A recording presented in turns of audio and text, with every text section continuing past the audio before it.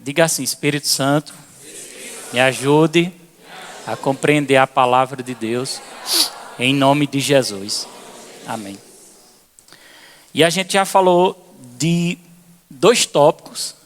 Um foi falado pela irmã Aparecida e outro foi por quem? Diego, pastor Diego.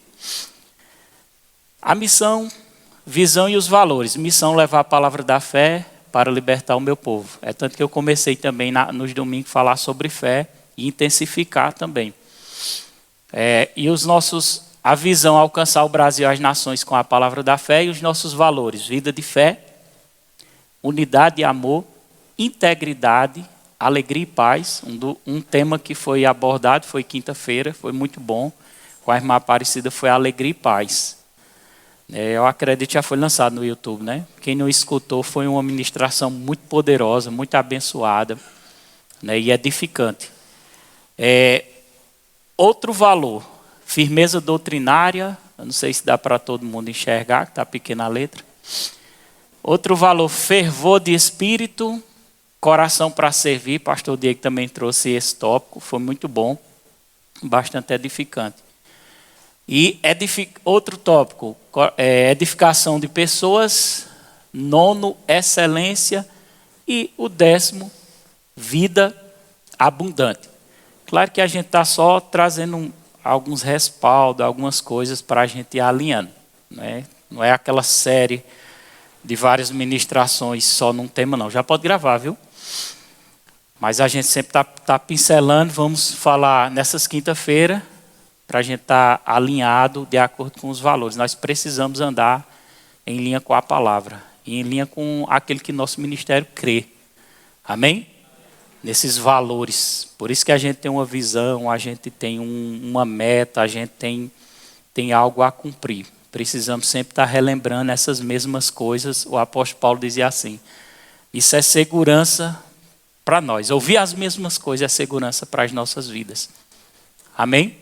Porque você leu a Bíblia uma vez, você não vai deixar de ler. Você sempre tem que estar lendo. Sempre tem que estar lendo a Bíblia. E eu sempre aconselho: dê foco no Novo Testamento, principalmente nas cartas. Leia, pode ler os velhos, mas dê foco no Novo. Principalmente as cartas. Porque as cartas têm muitas direções para a igreja hoje, para o povo de Deus que nasceu de novo. Tá certo?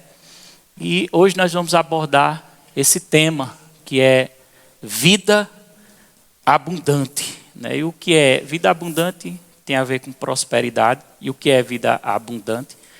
Eu fiz uma anotação, algumas anotações aqui, mas vou deixar o Espírito Santo ir direcionando.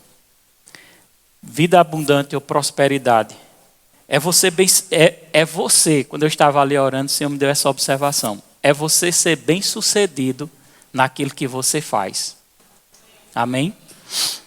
Claro que uma vida abundante ou prosperidade, a prosperidade bíblica que a gente acredita, ela não está resumida somente a dinheiro. Dinheiro é uma pequena porcentagem daquilo que nós cremos como prosperidade bíblica. Tem um autor que eu não me lembro o nome, que ele disse assim, ele cita uma frase: tem gente que tem tanto dinheiro que é miserável. Ou seja, é mais ou menos assim, não sei se... Oi? Sim. É tão pobre que... Todo me corrigiu aqui. É tão pobre que a única coisa que tem é só dinheiro.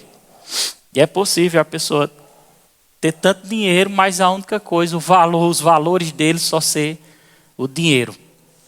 E a prosperidade é algo muito relativo, né? Eu coloquei até umas imagens que eu achei bem interessante para trazer essa ilustração.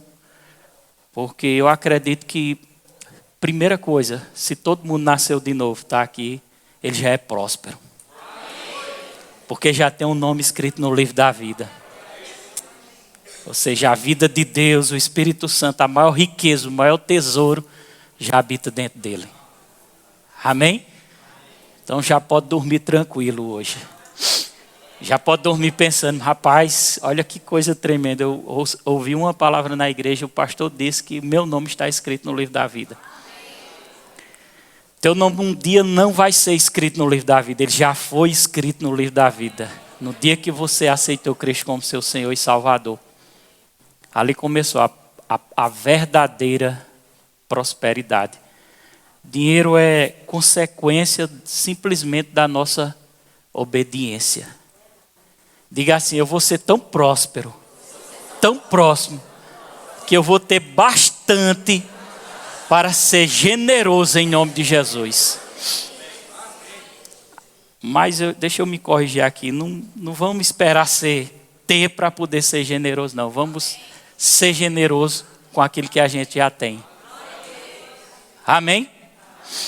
Glória a Deus. Então, coloca a imagem número 1 aí, por favor.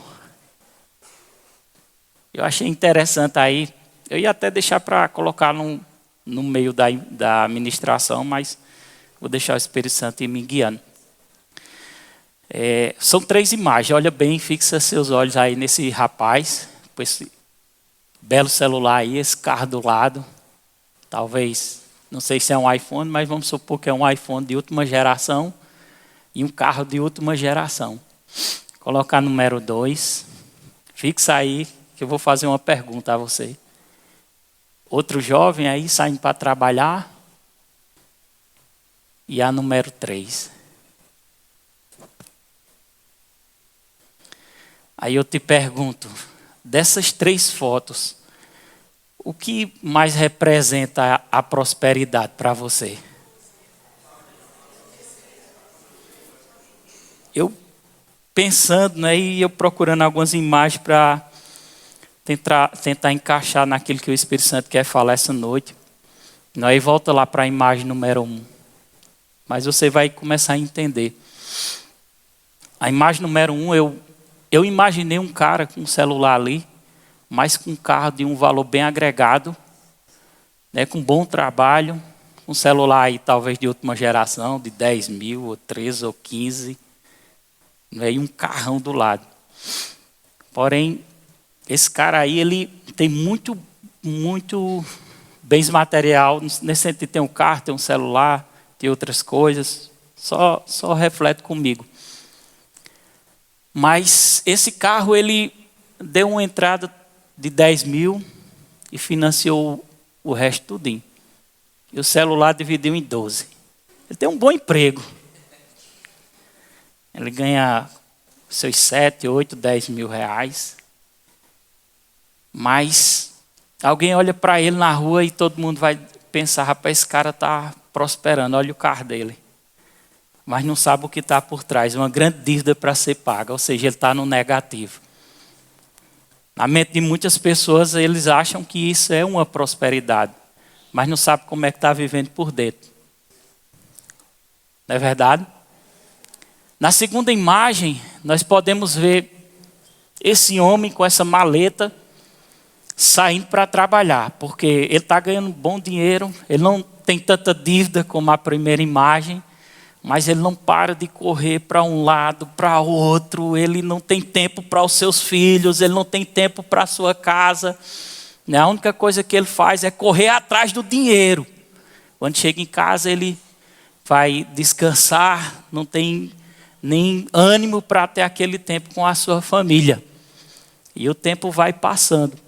Eu me lembrei de uma história, eu não sei se foi o apóstolo Guto que contou, quem foi o ministro, que o rapaz tinha pedido a Deus: Senhor, eu queria prosperar, Senhor, me abençoa. Essa é uma parábola. Me abençoa, Senhor, para que eu possa prosperar. Aí o Deus respondeu para ele: tá certo, eu vou te abençoar. Não foi o ministro do Verbo, não. Eu me lembrei quem foi. Ele disse: eu vou te abençoar. Vamos fazer o seguinte, olha para frente, está vendo esse terreno todinho, esse campo? Aí ele disse: estou. Ele disse: pronto, corra o mais veloz que você puder correr, daqui para chegar ao final do dia. Porque o tanto que você correr, todas essas terras no quadrado será seu. Aí ele se empolgou, rapaz. Ele disse: eita, rapaz. Aí ele ficou animado demais, né? Aí Deus disse: pode. Aí ele correu, passou o dia correndo.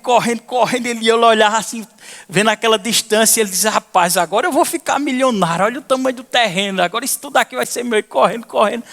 Correndo. Quando chegou lá, chegou no final do dia que ele tinha que parar, que ele olhou para aquelas terras todinha assim. Só que ele vinha num embalo tão grande que o coração dele vinha muito acelerado.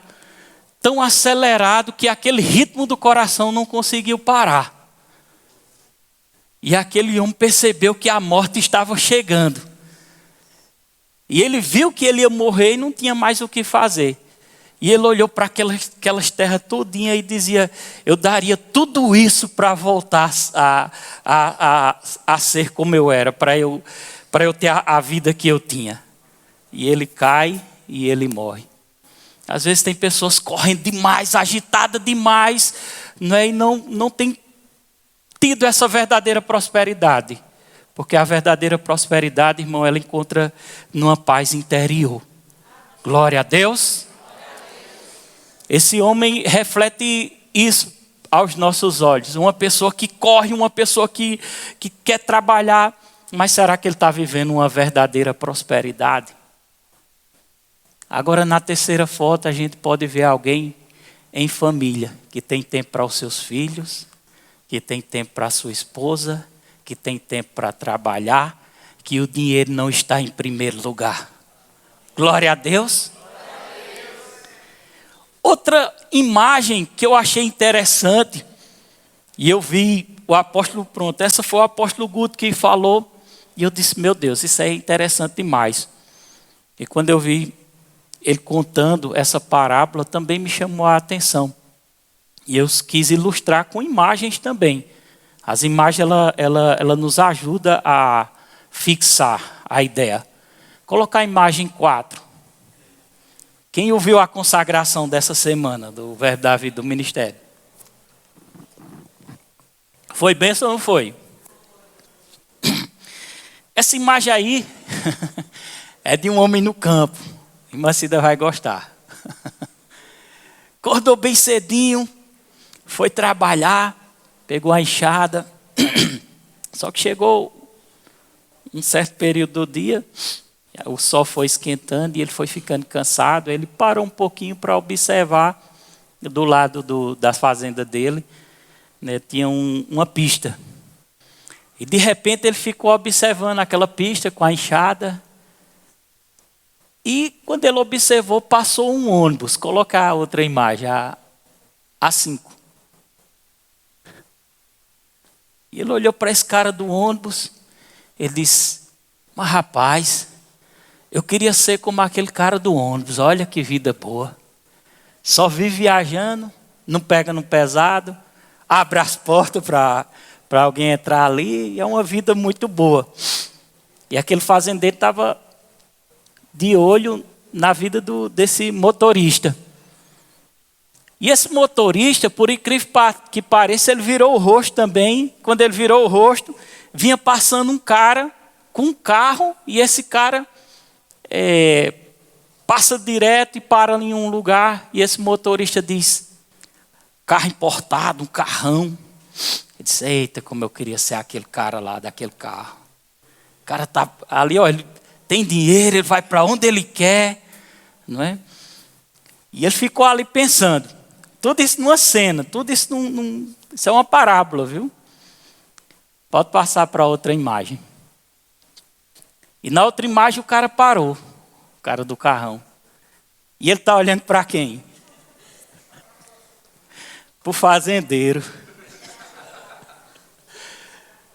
E ele preocupado porque a vida dele é uma correria, não tem tempo para nada, só vive trabalhando, não aproveita nada, tem dinheiro, mas não tem uma vida sossegada. E ele olha para aquele fazendeiro e diz: oh meu Deus, como eu queria ser aquele homem lá do campo, e ter a minha chácara, e estar ali tranquilo. Olha que interessante. Às vezes a gente não consegue entender que nós estamos prosperando. Às vezes, isso é um dos fatores que causa muita ansiedade na vida das pessoas. Porque às vezes a gente para de ver o que Deus tem feito na nossa vida para começar a observar o que Deus está fazendo na vida de outras pessoas.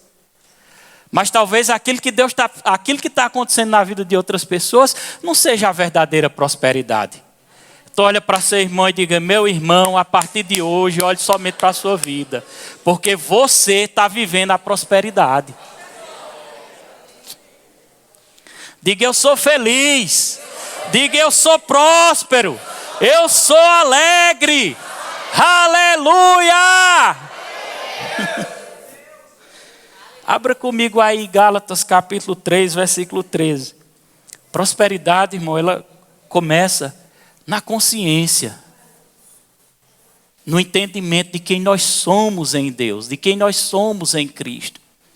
Amém? As outras coisas vão refletir, vai acontecer, mas vai acontecer naturalmente, irmão. Jesus dizia assim: se você estiver ansioso, olha para os pássaros. Eu vou te dar uma ideia. Quando você estiver sendo tentado a ficar preocupado, eu já falei isso aqui nesse púlpito.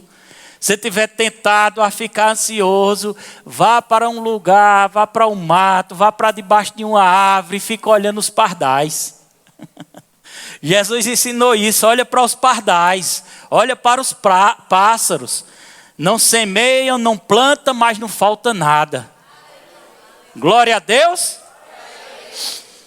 Deus é bom.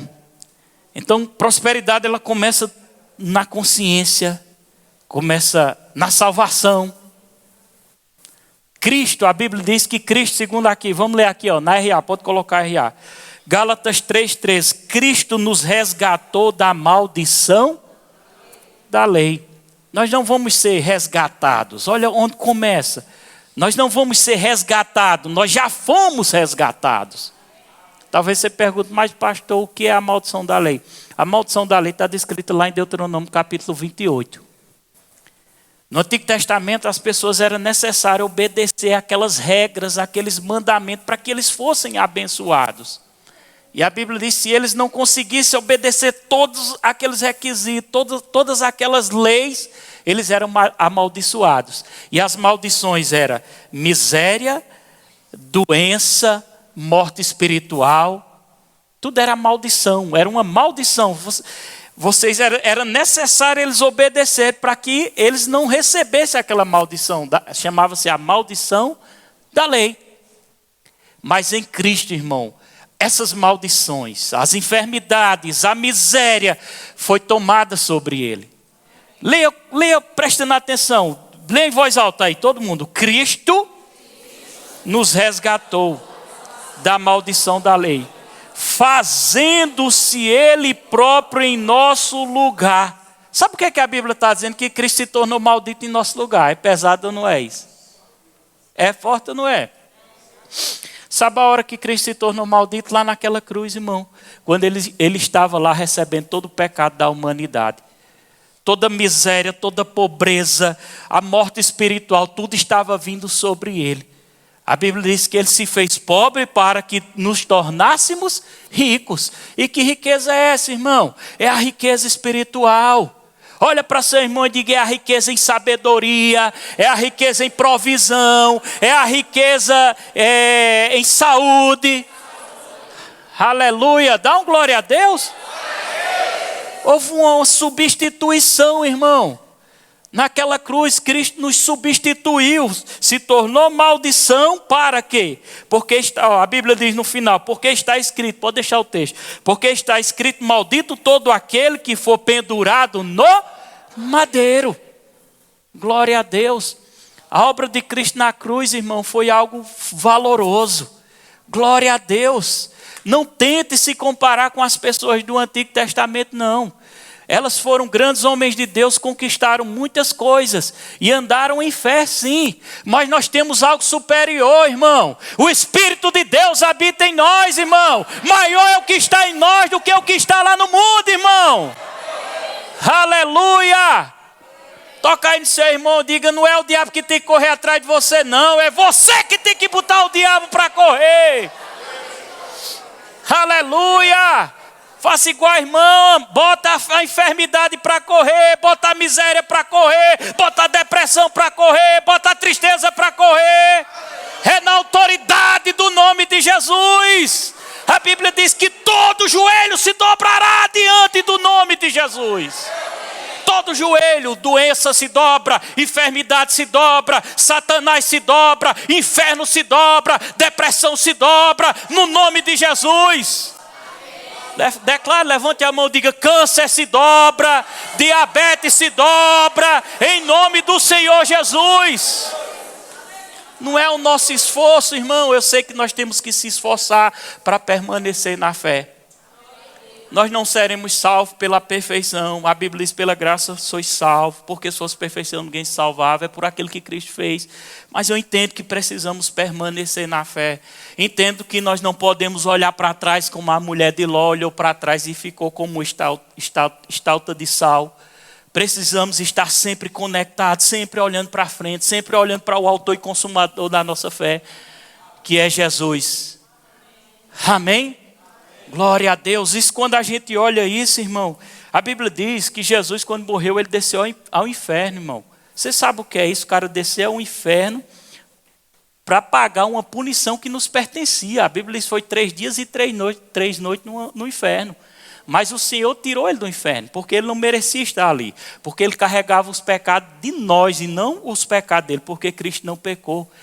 3º dia, Deus o exaltou, levantou, tirou ele daquelas profundezas, deu-lhe um nome sobre todo nome, para que todo joelho se dobre. Aleluia! O que Jesus fez foi forte, irmão. Diga: o que Jesus fez foi forte. Dá um glória a Deus bem forte. Diga: eu vou abalar o inferno em nome de Jesus. Você sabe o que é? A gente está numa condição, irmão, de pessoas destruídas, de miseráveis. Eu não sou mais miserável, irmão. Diga: eu também não sou. Diga: o tempo de miséria acabou-se. Você sabe o que é pegar a gente aqui de um lugar de miséria, um lugar de destruição, e pegar o seu povo, a sua igreja, e tirar desse lugar e colocar: agora vocês vão ficar num lugar de bonança, um lugar de prosperidade, um lugar de riqueza, um lugar de saúde. Aleluia. Tem que pensar dessa forma, irmão. Pensar em linha com a palavra. Amém? As pessoas lá em Israel eram derrotadas pelos seus pensamentos, pelas suas emoções. Quando viram o gigante lá, Golias, ficaram todo mundo apavorados. Mas havia um lá que tinha o espírito da fera, Davi. E Davi se levantou e ele disse: eu matei um urso, matei um leão, e eu vou derrubar esse gigante. Aleluia! Aleluia! Glória a Deus. Abra aí Colossenses 1:13 e o 14, na RA também. Nós somos prósperos. Minhas contas estão pagas. Diga: minhas contas estão pagas. Eu vejo os recursos chegando aí, irmão. Eu vejo a provisão de Deus, irmão. Eu vejo portas abertas. Celebre pela fé. É pela fé. É pela fé. É pela fé. É pela fé que vai se manifestar a sua cura. É pela fé, meu irmão. Maior o que está em nós do que o que está no mundo. Você pode declarar isso com ousadia? Maior o que está em nós do que o que está no mundo. Olha o que Cristo fez, irmão. Por isso que eu sempre digo: leia as cartas, leia o Novo Testamento, leia as promessas, visualize aquilo que Deus fez por nós em Cristo. Quem nós somos, aquilo que podemos fazer. Posso todas as coisas naquele que me fortalece. Colossenses 1:13 diz assim. Vamos ler em voz alta, todo mundo? Já Ele nos libertou do império das trevas e nos transportou para o reino do Filho do seu amor. 14.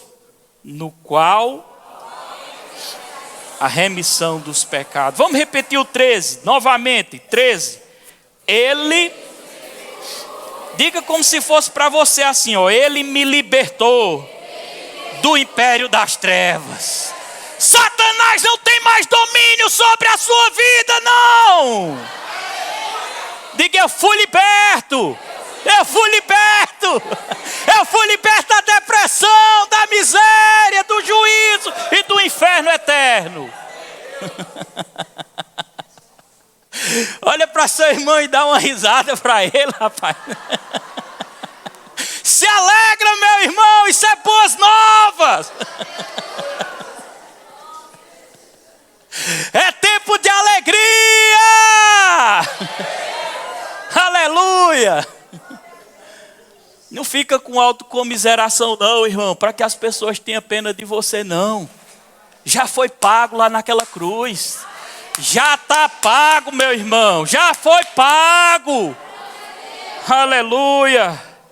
Fomos libertos do império das trevas. Fomos libertos do domínio de Satanás. Deus é bom. No livro de Efésios, capítulo 2, versículo 1, você vai ler também em voz alta, viu? Eu quero você lendo em voz alta. Glória a Deus. 2, versículo 1. Olha o que o Senhor fez conosco. Vamos ler? Já. Ele nos deu vida. Agora lê como se fosse para você, viu? Amém? Vamos lá. Você vai substituir vós por nós. Ou por mim. Ele me, né? Ele me. Vamos lá? Ele me deu vida, estando eu morto nos meus delitos e pecados. Eu já estou na vida. Você está na vida? Nós estávamos mortos no pecado, mas nós não somos mais dominados pelos pecados. Pecado não me domina mais. Não fique andando por aí, nós somos pobres pecadores. Éramos quando nós vivíamos no reino das trevas. Nós éramos pobres pecadores. Pastor, quer dizer que o senhor não falha? Não estou dizendo isso. Nós falhamos, nós erramos. Amém? Quem é um pintor aqui profissional? Quem é pintor profissional? Só é Deus? Tem mais pintor profissional? Se eu dissesse aqui, eu quero 5 homens aqui, que não, sem ser Deus aqui, que viessem pintar essa igreja comigo. Aí você diria, pastor, eu não sou um pintor profissional não, mas eu pinto. Amém? Você vinha e pintava comigo aqui. Amém? A mesma coisa. Quando nós pertencíamos ao reino das trevas, nós éramos pecadores natos, profissional. Nós vivia pecando. Nós não somos mais pecadores. Nós somos filhos de Deus. Nós nascemos de novo. Nós somos nova criatura. O Espírito de Deus habita em nós. Amém? Eu não vivo mais na prática do pecado. Pecado não pode mais nos dominar. Amém? Às vezes falhamos. Pedimos perdão, porque Jesus é nosso advogado, Ele intercede ao Pai e somos perdoados. Mas pecado não domina mais o crente que nasceu de novo. Amém?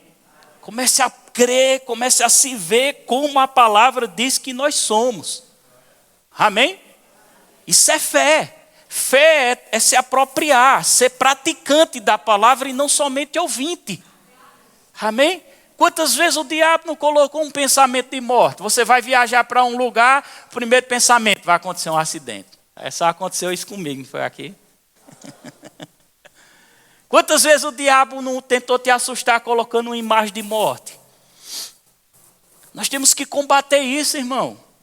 O irmão Reig dizia assim, um passarinho ele pode até sobrevoar sobre a sua cabeça, mas você vai deixar ele sentar na sua cabeça e fazer um ninho? O diabo pode até tentar sobrevoar sobre a sua cabeça, mas você vai deixar ele fazer um ninho ou você vai botar ele para correr? Bota o diabo para correr, irmão. Que medo é esse? Ficaram todo mundo caladinho agora, foi? Bota o diabo para correr. Está lembrado da história da mulher e do cachorrinho? Como era o nome do cachorrinho? Tu lembra, Tiago? Totó, era Totó, né? A mulher foi saindo de casa, aí andando, ela vinha Totó, com um rabinho balançando, né? Totó, vá para dentro de casa. E Totó lá, cheirando ela com a patinha. Vá para casa, Totó, não já disse. E o cachorro lá, a mulher foi se agoniando, disse, Totó, vai para casa! Totó botou o rabo na bunda e ó, é assim que você trata Satanás. Topa aí do seu irmão e diga, é assim que você trata o diabo. Bota ele para correr. A doença, a depressão, a tristeza, a angústia, tudo isso é obra de Satanás. Podemos ser até tentados, mas como disse o irmão Rei, você vai deixar fazer um ninho, você vai deixar essa imagem na sua cabeça, você vai deixar esse pensamento na sua cabeça. Isso é uma vida abundante, irmão. Eu estou alinhado com o tema. É prosperidade, é se ver. Amém? O dinheiro é consequência. Eu poderia aqui te ensinar várias formas de você produzir dinheiro. Uma das formas de produzir dinheiro é você semear. Existem várias formas aqui de estratégias. Mas de que adianta eu ensinar uma parte e não ensinar a principal, que você é por dentro? Amém? Você chega nos lugares, não se chega num lugar com a cabeça baixa, envergonhada assim, tapando o rosto, o dente. Chegue lá, rapaz. Vá com autoridade. Olha aí para sua irmã e diga, você é filho de Deus, rapaz. Não fique se intimidando lá fora não, rapaz. Você não é pouca coisa não. Aleluia, você é a imagem e semelhança do Criador, irmão. Se intimide não, acanhado, com vergonha. Vergonha de quê, rapaz? Saiba quem você é em Cristo. O preço foi caro, foi alto, aquele preço lá naquela cruz. Seu sangue derramado, a morte espiritual do próprio Cristo. Lá naquela cruz ele foi separado de Deus. Naquele momento que ele disse, por que me abandonaste? Naquela hora o pai tinha virado o rosto para ele. Mas por que virou? Porque o nosso pecado estava sobre ele ali. Foi um preço alto, houve uma separação entre Deus e Jesus. Essa separação houve, sabe para quê? Para ele nos conectar. Nós fomos conectados, irmão, na videira. Nós fomos enxertados na videira, está escrito lá em Romanos. Amém? Não fica andando por aí dizendo, eu sou um miserável, pobre pecador, o bichinho de Jacó. Não, irmão. Nós somos vencedores em Cristo.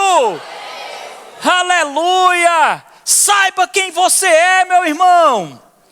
Tenha foco naquilo que você vai fazer. Tenha discernimento, se Deus te der uma direção, não fique procurando 2, 3, não. Siga a direção que Deus deu e execute. Faça porque vai dar certo e vai acontecer. Talvez isso seja a resposta de Deus para pessoas que vieram buscar uma resposta aqui essa noite. Aleluia! Faça como a mulher do fluxo de sangue, que aplicou a sua fé para receber uma cura. E sabe como é que ela aplicou? 12 anos, uma mulher... 12 anos padecendo com uma enfermidade que hoje poderia ser considerada como um câncer. Ela começou a dizer, ela começou a entender que primeiro o médico não resolvia. E ela começou a exercer fé para aquilo. Porque ela precisava daquilo, o que ela precisava era de uma cura. Então ela precisava da cura, ela precisava exercer fé para a cura. Mas a sua fé pode ser exercida em outras áreas também. E ela começou a pensar correto, começou a falar correto. Em vez dela falar negativo, dizer que não vai dar certo, que não vai acontecer, que ela ia morrer com aquela doença e ficar com o espírito de comiseração, ela começou a dizer assim, se eu tocar nas vestes de Jesus, serei sarado. Se eu tocar nas vestes de Jesus, serei sarado. Se eu tocar nas vestes de Jesus, serei sarado. Se eu tocar nas vestes de Jesus, serei sarada. E ela começou a idealizar, ela começou a pensar, porque isso é o espírito da fé, isso é uma mente próspera, isso é uma mente abundante. Ela começou a dizer e se imaginar, e vai ser assim, vai ser assim. E ela correu atrás, as pessoas tinham impedimento, era uma multidão, ela enfrentou aquela multidão, mesmo doente. E às vezes a pessoa com enxaqueca diz, vou para a igreja hoje não. Você está cheia de fé, viu? Está cheia de fé até o tutano. E ela conseguiu tocar em Jesus. Porque ela dizia, porque ela falava, porque ela declarava, porque ela estava com o espírito correto. Ela cansou de tomar derrota, ela cansou de sofrer. E ela viu ali que o diabo ia tirar a vida dela. E ela se levantou. Se levante, meu irmão! Eu vejo um novo tempo sobre essa igreja, meu irmão. Filhos de Deus, cheios de ousadia, de coragem. E ela se levantou e tocou em Jesus. E quando tocou em Jesus, foi instantaneamente curada. Ela exerceu fé para aquilo. Exerça fé para aquilo que você precisa, irmão. Aleluia. Não fique dizendo, aquilo é só para fulano, porque ele tem sorte. Para com isso, irmão. Fulano conseguiu. Silvio Santos conseguiu começando vendendo caneta. Você pode. Você tem o Espírito de Deus, irmão. Eu sei que cada um tem os propósitos de Deus. E prosperidade, irmão, não é milhões na conta, não. Pode acontecer. Mas prosperidade é estar dentro do propósito de Deus, fazendo o que Deus quer que você faça. Prosperidade é saúde. Prosperidade é você ter um tempo para sentar com seus filhos e comer pipoca, tomar suco de limão. Dá glória a Deus. Eita glória. Parece você então feliz, não. Dá uma olhadinha para seu irmão, mostra um sorriso aí. A alegria do Senhor é nossa força. Sorrir é bom, irmão. Tem um homem lá nos Estados Unidos, isso é um fato real, viu? Que foi curado de um câncer. Ele estava com câncer e deram pouco tempo de vida a ele. Ele disse, já que eu vou morrer, eu vou assistir filme de comédia. E ele começou a assistir filme de comédia e assistia. Resultado final, ele foi curado. Aleluia. Aparecida pregou aqui, ministrou e foi poderosa a ministração. Vida de alegria.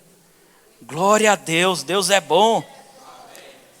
Não vai dar para eu continuar tudo aqui, mas eu quero ler um texto aqui que queria que o pessoal do louvor fosse se posicionando. Breno também, Breno vai tocar, vai nos ajudar. Pode vir, Breno? Vão se posicionando aí, por favor. Abra aí Apocalipse 1, versículo 18 aí. E nós vamos adorar e celebrar, irmão. Vamos adorar e celebrar essa noite. Aleluia. Porque eu estou crendo que o tempo do sofrimento tem que acabar, irmão. Você tem que confessar com fé. Diga assim, pode dar na canela, mas eu não desisto, diabo. Diga, quanto mais você levantar problema, mais eu vou buscar a Deus. Aleluia. Aleluia.